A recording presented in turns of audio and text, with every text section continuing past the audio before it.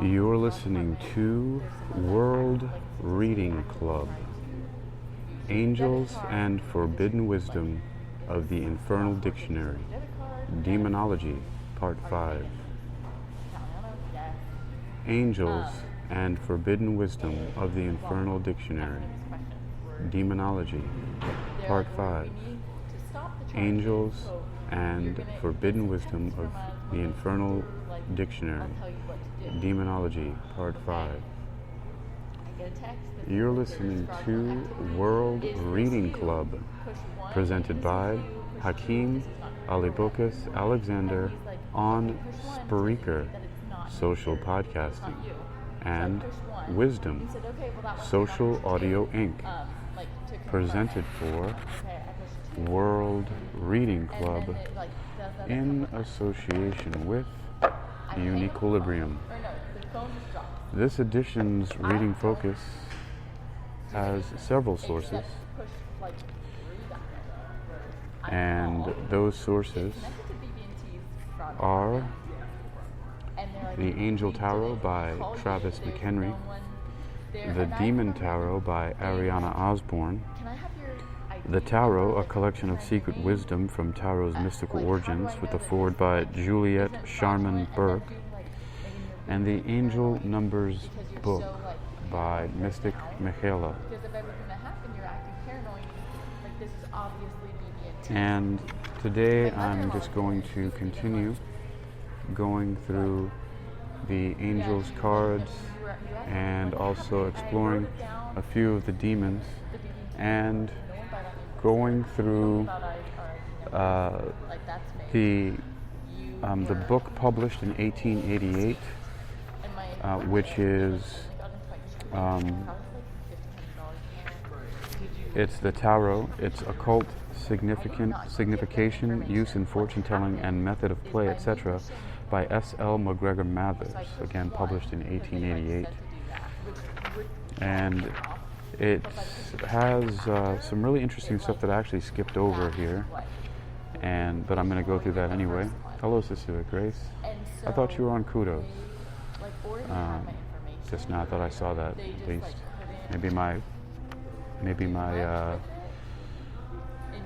Maybe I got the notification late. But I thought I saw Kudos to Daryl. Those of you on Spreaker don't know what I'm talking about right now, but I'm also, as I mentioned earlier, broadcasting live on Wisdom. Oh, Cecilia Gray said it's tonight at 7:30 p.m. All right. Eastern. Yes, that's right, everybody. So if you're listening here live, you can go to the Wisdom app and listen to Cecilia Grace. Hello, Spacey. And listen to Cecilia Grace at 7:30 p.m. with Kudos to Daryl. Daryl with the dashes, that is. So we have a meanings of the card section in this 1888 publication by S.L. McGregor Mathers. And I'm going through the Angels cards and seeing if there are any correspondences. Now, yesterday I neglected to pull any demon cards, just because I didn't see any correspondence. But just for fun, it's good to look at what these critters have, and just to keep it nice and fair and balanced. Everybody, we have these dichotomies, this binary thinking a lot of times, where we want to think of terms in, left and right, Democrat, Republican, red and blue, good and bad, angels, demons, God and the devil. So we'll continue to explore those here. And again, the four sources that I have before me are the Demon Tarot by Ariana Osborne, the Angel Tarot by Travis McHenry. There's another dichotomy. One was written by a woman, one by a man. We have the Angel Numbers book, Overtaking the Balance of the Feminine Energy with Mystic Michaela. And then also, even more so, the Tarot, a collection of secret wisdom from Tarot's mystical origins, has a foreword by Juliet Sharman Burke. But actually, I think all of the books in this 956-page compendium are written by men. S.L. McGregor Mathers, Eliphaz Levi, P.R.S. Foley, Arthur Edward Waite, P.D. Ouspensky, Papus, or also known as Dr. Gerard and Kaus. We got Harriet Augusta Curtis and F. Homer Curtis, Manly P. Hall, and A.E. Tierens. I don't know what the A.E. is, could be a man or a woman. But let's go ahead and continue with these cards here. So the first one that I'm going to pull, because yesterday it was all angels, so I'm going to start off with some of the demons from the Infernal dictionary, which many of them are not even really truly demons at all. They've just been called that by these people who may not know any better. So it's just from a Christian Catholic perspective.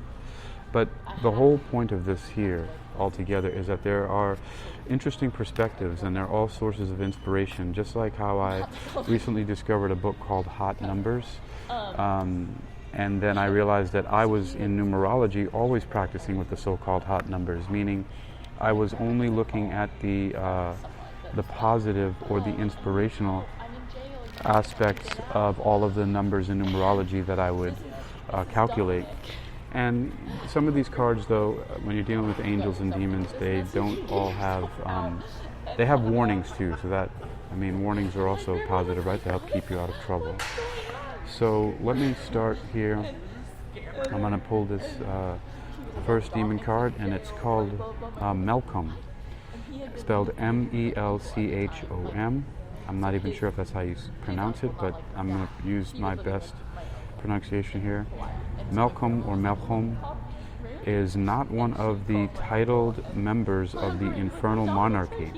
Instead, he holds a civic position, that of a paymaster to the servants of hell. He counts the gold and holds the purse. He counts the gold and holds the purse. All right, that's Mr. Melchom. And we're going to look at 3 different aspects of him here, which we have we have annotation, we have inspiration, and divination. The annotation is just an expanded description of the demon and his office, and then the inspiration touches a little bit more on that, how it could be useful to you, and then divination is a more simplified way that if you were doing different card spreads here. So Melchom, that's our first in this study of the demons, Demonology. What's up, Chuck? Welcome. All right, so we have annotation. Melchom is occasionally another name given to the demon Moloch. See page 95. But in Colin de Plancy's Dictionnaire, Melchom is a separate entity. No description of his physical description is given, and he does not carry a royal title. But Melchom arguably has one of the more important positions in hell, that of head of payroll. He is known as he who carries the purse in hell. And although there are certainly other demons who command direct subordinates, Melchom's position is more than likely gains him a considerable amount of respect. After all, those who do not give him his due are likely to find their bank accounts a bit low at the end of the month. Inspiration. It may be an odd thing to consider hell having paychecks, but if you think about it, there are probably quite a few civil servants working the files and admissions to the place. Yes, sir. What's up? Blessed evening, Chuck. There are certainly must be paid staff as well. Imagine the chaos without an organized budget, and Melchom becomes a very important member of the infernal hierarchy. Hello, Elizabeth McClung. Welcome back. It seems like you're up like me around the clock. And the divination here, for those who need to hear it, I think a lot of people need to hear this these days and times, but his divination for Melchom is to focus on budgeting and frugality. Focus on budgeting and frugality. There's our first demon there. And I'm going to continue in just introducing the angels here in this presentation, as I've gotten down from 72 to 65 from yesterday. So I'm going to continue in that vein to just go ahead and introduce these angels. The angels all come from the Kabbalah. So these are like some of the officially accepted angels in the religious canon. So let's go ahead and talk to these guys now, keeping it nice and balanced. Yesterday I ended with angel number 65, and remember I'm going backwards from 72 to 1, and that was Damabia. And it was the world, number 65, God, the source of wisdom, fountain of wisdom, gives success in all ventures. But now we're moving on to 64. We're moving on to angel number 64, which is... Oh, Chuck says, good movie about demon stuff is Insidious. Yeah, I think I've seen it, but I don't recall it. I'm going to have to watch it again, maybe later. But tomorrow, I have to go to sleep somewhat early tonight because I have to go to a concealed weapons permit class to renew mine. So I'm going to be doing that from 9 to 12 tomorrow for 3 hours. So let's see. The next demon we have, the tarot correspondence, is the sun. No, but I saw your ring. This angel's name is Do you have a wedding? Mehiel. Let me see if the pronunciation is correct, or at least according to this book. Mehiel. Let's see. It's number 64. Let's see. Yes, Mehiel. And Mehiel is the vivifying god. Their office and their abilities are restoration of life, protection from adversaries, rabies, and wild beasts. All right, protection from adversaries, rabies, and wild beasts. And let's take a look in the tarot book from 1888 here and see what, if anything, the sun, if there's a correspondence here.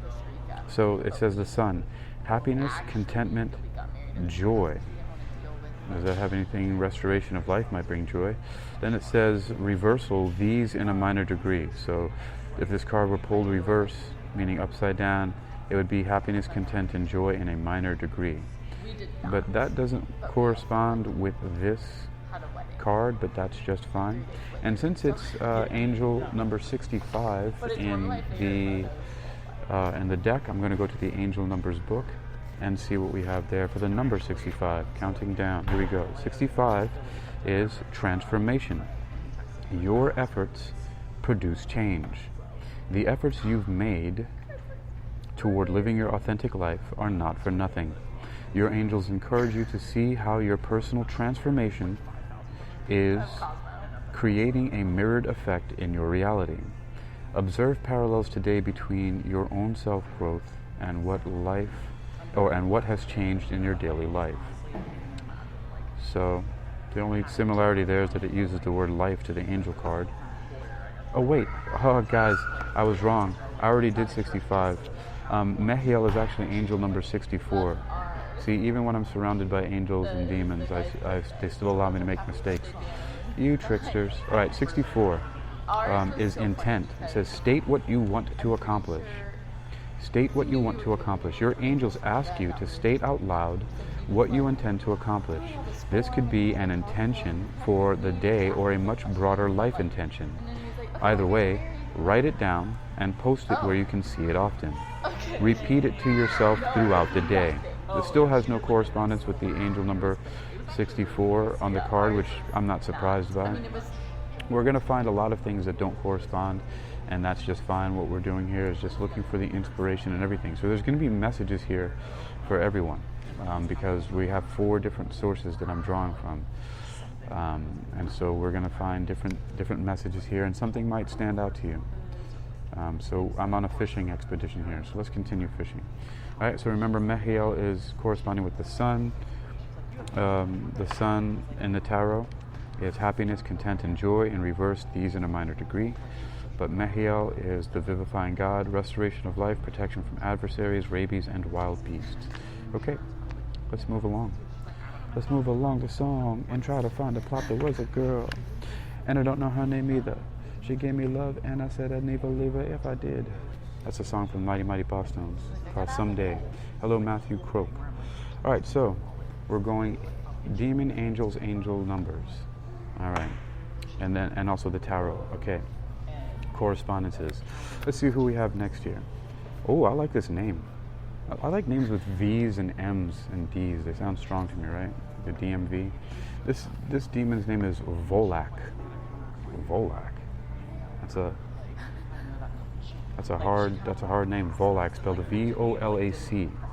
Volak, also Valak or Valak, is a president of hell with 30 legions at his command. He takes the form of a beautiful child with the wings of an angel, and he rides a two-headed dragon. Wow. Volak rides a two-headed dragon. That's pretty cool. Let's see what the annotation, inspiration, and divination says for this. All right. And Volak. It's going to be towards the back of the book, with in alphabetical order. V. Let's look at Volak. Oh, we also have another one with a V called Vol. Alright, here it goes. Annotation. Volak is a president of hell in command of 30 infernal legions, according to Wyer's Pseudomonarchia Demonium, or Demonum. His face and figure are those of a beautiful young boy child with the wings of an angel. His voice is soft and sweet, and his demeanor is gentle and kind. To all appearances, Volak could be the visual inspiration for the Renaissance putti, but for his choice of transport, a ferocious two-headed dragon. Inspiration. Volak is gentle and is a gentle and non-violent demon by all accounts, but he has the gift of communication with all serpents. His gift allows him to find any snake in the world, and he can speak to it, and it will answer his question and follow his commands. And so, although Volak does not look very powerful, he has at his disposal a host of powerful and clever creatures, from the great dragon he uses as a steed to the tiny grass snakes that can seek the locations of hidden treasures. Divination. Beware of underestimating soft-spoken or mild-mannered individuals. Many capable individuals are easily overlooked because they are quiet. All right. That's right, folks. Many capable individuals are easily overlooked because they are quiet. All right, now we're going next to our next angel. We have Anahuel. Now, did I pronounce that correctly? Let's see. Anahuel. That is angel number 63. Yeah, Anahuel. I'm saying Anahuel, but I like that. Anahuel. And Anahuel, oh, that's very interesting. Hey, we have a correspondence. Yay, with a demon. Just quite by accident. Anahuel is the gentle god. So remember that our previous Volak is gentle. So I think I'm gonna want to write this down, just so I can keep track of any of these correspondences. So we have the demon Volak, and I'm just going to write their names down next to each other, and I'll already know that means that I found a similarity. So the demon Volak and the angel Anahuel are both gentle. Okay, so Anahuel, the gentle god, and let's see here. Hello, Daryl with the dashes. Here that you're going to be on later on Kudos with Cecilia Grace. Everybody tune in for that later at 7:30. I don't know if I'll be available or not, but maybe I will. If I'm driving, I can still put it on and listen at least. So Anahuel, the gentle god, and the office and abilities is perception of unity, protects against accidents, and heals the sick. Perception of unity, protects against accidents, and heals the sick. The gentle god, angel number is 63. So let's look into the angel numbers book and see if there's any correspondence there at all, if any. And no, but that's okay. We're looking for inspiration anywhere we can get it, so these messages will ring true for anybody listening here. So we have 63. Be reliable. Prove yourself through challenges.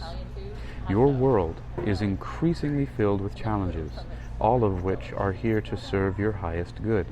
It's a wonderful opportunity to demonstrate reliability. Today, reflect on what it means to be reliable and write a list of ways you are currently doing this, as well as places in your life where you could work on this. Be reliable. All right. And then also one thing I didn't get to is Anayuel is the tarot correspondence is the Six of Swords. So let's go ahead and look at the Six of Swords here and see if there are any correspondence there. Six of Swords. It says envoy, messenger, voyage, and travel. Reversed, declaration, love proposed, revelation, surprise. The only thing that it might be correlation is that Anayuel is perception of unity and love proposed. That's sort of a perception of unity, right? People proposing love perceive that there's a unity there. So it's a tenuous and very loose point of contact, but I'm not hoping or expecting for those. I'm just surprised whenever they happen because they're just happy accidents. All right, moving along. The next angel. Demon. And I might repeat some of these here. I've done some of these demons before in the previous talk, but I'm gonna actually skip over this next one because we already looked at him. His name is Leonard, and he's in a previous talk on wisdom.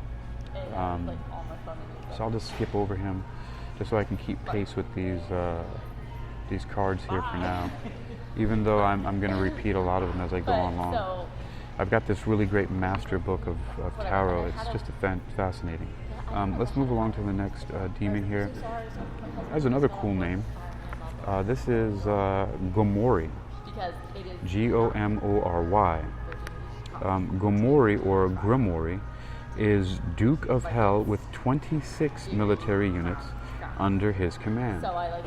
He manifests as a delicate and feminine being riding a camel, similar in appearance to Paimon. Paimon's another one of the demons in the book. So similar in appearance to Paimon. That's Gomory. Or Grimory. And we're going to put that card there and look at Gomory's annotation, inspiration, and divination here in the Demon Tarot book. All right, Gomory annotation. This is a short one. Gomory is a Duke of Hell in command of 26 legions of demons. According to Wire's Pseudomonarchia Daemonum, his appearance could mean that he is the twin to Paimon. See page 105. He appears in a feminine aspect astride a camel. Even the illustrations of the two demons in Dictionnaire are similar. I'll have to look at that real quick. How similar is that? It's so funny because I've had this book for over 10 years, but 5 of those years I was in, it's actually quite similar. Very, very similar, huh? Twin demons. Who would have thought? All right, so let's move along here. Inspiration. While Paimon is an ostentatious and flashy demon, Gomory is more soft-spoken and demure. His gifts for telling the past, present, and future are comparable to many other demons, but Gomory specializes in finding beautiful things, be they physical treasures or new love. Divination. Focus on finding and gaining new love or inspiration. Focus on finding and gaining new love or inspiration. Someone needs to hear that, right? And then let's take a look at the next angel, angel number 62. Oh boy, I'm always going to have to be looking up the ways to pronounce these angels' names. But this looks like it's Yahel, but I'm sure it's going to be something a little bit different. Iahel or Yahel. Yahel. Let's see, number 62. Iahel. Yeah, Iahel. And Iahel, it means God, the highest being. The office and abilities are desire to know and the acquisition of wisdom. The acquisition of wisdom. Desire to know and the acquisition of wisdom. It's also, the tarot correspondent is the Five of Swords. So let's take a look at the Five of Swords, which is completely different from what's in this book here. The Five of Swords here says mourning, sadness, affliction. Reverse, losses, trouble. Same signification whether reversed or not. Okay. All right, but that's no correspondence here with the angel Iahel, because it says desire to know in the acquisition of wisdom, and whereas the Five of Swords is mourning, sadness, affliction, losses, and trouble. So it doesn't matter whether it's reversed or not. And it takes the place of, it's the 62nd card. And so let's look at what we have for 62 in the Angel Numbers book, Mystic Mahela. It says, acquisition. Prepare for the arrival of what is new. Your angels want you to acquire all that is in your highest good, but in order to do so, you must let go of the reluctance to give up the old ways of doing things. Repeat this mantra. Hey everybody, here's an activity. Repeat this mantra. I am willing to become the version of myself that is the most authentic. I am willing to become the version of myself that is most authentic. So, there we go. That is the numerological correspondence of Iahel.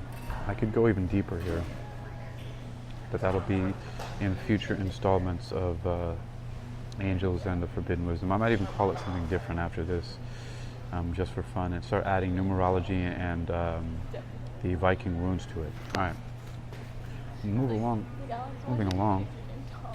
Our next demon, I'm just going to pull him out the pile here, is Torngarsuk. Torngarsuk, spelled Torngarsuk. Torngarsuk. Just how you think it might be spelled, like phonetically. I don't have a pronunciation guide here for these demons, so probably that's a good thing. You know, like in mythology, right? If you have to pronounce certain things a certain way in the right way in order to invoke and conjure. We don't want to bring any demons kicking and screaming into a room full of candles or incense, as Ariana Osborne jokes and quips in her book, The Demon Tarot. You know, let me read that. It's actually kind of fun. She says, by the way, I don't recommend forcibly summoning any demons. I know that I would be rather annoyed if someone dragged me with no warning into a room filled with incense. I mean, that's just rude. I'm not surprised that stories of summonings seldom end well for the summoner. All right. This is just a bit of inspiration here, so we're not trying to bring Torngarsuk or any of his cohorts into Barnes & Noble. How weird would that be? What if that actually happened? Sometimes I kind of wish it would, right? But then I could fight them with my superpowers, my supervillain powers. Villain versus demon. That will be the next movie. So let's look at Torngarsuk's annotation, inspiration, and divination. And by the way, there's a correspondence with that in the Angel Numbers book. They actually have something very similar. The Angel Numbers book has 3 things that they show that the cards, when you pull them, they have, they have the 3 parts, and the last one is divination as well. There's evocation, meditation, and divination. So yeah, they have also 3 parts. So that's a similarity between the Demon Tarot and the Angel Tarot. I wonder if Travis McHenry was inspired by Ariana Osborne to make an Angel Tarot to counteract what he might have felt as evil. As a matter of fact, there was a song, a death metal song that I had heard from the album called Death Is Just the Beginning 2 from back in 1993 or somewhere around there. And when I finally learned the lyrics some years ago, I was so horrified at what they were. Not that because I'm not religious or anything, but I was so just freaked out by what it was that I created a spell or a poem on my website Sword Paper to counteract what the lyrics were in that song.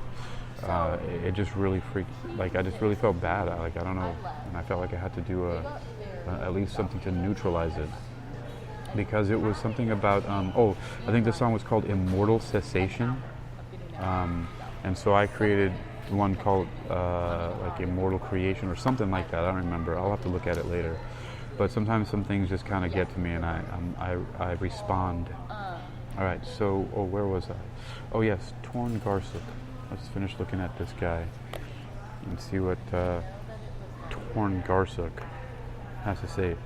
Torn Garsuk, annotation, which has many other spellings based on approximations of regional dialects, is again not strictly a demon, but rather an Inuit or Inuit deity whose native lands are the skies and caves of Greenland and some northern parts of the North American continent. In Dictionnaire, he is depicted as a bear, and Colin de Plancy notes that he also may manifest as a one-armed man.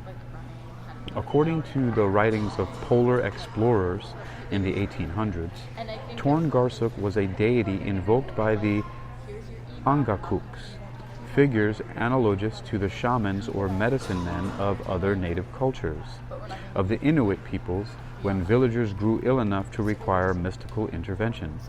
The Angakuk carried a bottled familiar with him at all times, and the familiar spirit acted as an intermediary between the physical world and the spiritual, carrying the Angakuk's request to Torn Garsuk and returning with the god's reply and or blessing. Inspiration. Hello, Lulu baby, welcome. Inspiration.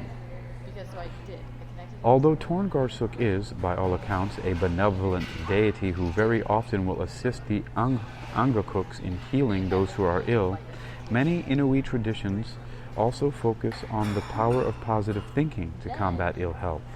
A hunter or angler who is strong of mind will, it is said, be strong of body as well, and should never need to see Torn Garsuk until it is time to be led to the land of plenty. Divination. Focus on strength and positive thinking, even when in poor health. I can't say that that's a bad divination, right? In addition to the medicine and other medical treatment that you are receiving, a little bit of focusing on strength and positive thinking can only help. All right. That is Torn Garsuk. All right, let's see what the next angel is here. It's Umabel. Sounds like Mama Bell. Umabel. Let's see if I'm pronouncing it correctly here in the pronunciation table here. Number 61. Yep. Oh, what? What? Guys, I am... is this a joke? So it says this angel's name is spelled Umabel, and in the book it says it's Mehiel. All right, Mehiel it is. That doesn't compute to my brain. Mehiel, okay, Mehiel, number 61 is also, its tarot correspondence is the Ace of Swords. And Mehiel is God above all names elevated. The office and abilities are affinity and friendship, and obtain the friendship of anyone. So it helps to obtain the friendship of anyone. Anybody out there looking to obtain the friendship of someone, it's Mehiel or Umabel, as I have read it, which may come to the rescue in that case. Let's look at the Ace of Swords, and does the Ace of Swords have anything to do with friendship? Let's take a look. Ace of Swords. Triumph, fecundity, fertility, and prosperity. Nope. Reversed, embarrassment, foolish and hopeless love, obstacle, hindrance. All right. Thank you, Mehiel Umabel. I'm going to go there, and since you are number 61, we'll look at the Angel Numbers book and see if there's any correspondence whatsoever. Probably not. We've been pretty miss here. Well, maybe. Okay, I don't know. Well, there is a correspondence in some ways with the Ace of Swords and the Angel's Number book number 61, and maybe a tiny point of contact with Mehiel on the card, because here's number 61. 61, the 61 frequency in the Angel Numbers book is love. Demonstrate love in action. There are many ways to show your love to the people in your life, and your angels want you to do that today.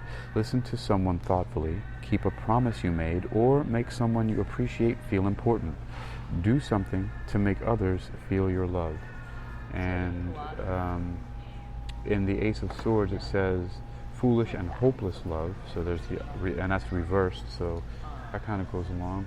And I know the word affinity on the Mehiel or Umabel card is tracking pretty well, where it says affinity and friendship. So we got some tenuous points of contact there.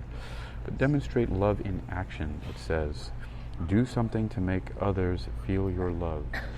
Welcome to the room. Hello, Jessica. How you doing? All right. Is there anything else that I missed? Nope, I think I covered all the bases there. And we're moving on to our next demon, which is called Furfur. F-U-R, F-U-R. Furfur. Let's see what it says here. Furfur is a count of hell, with 26 military units under his command. He appears as a winged hart with a rough voice, and he must be confined in a magical triangle before he will speak the truth. And I guess a hart, is that an animal? Let me go ahead and look this up here on Google's. Google.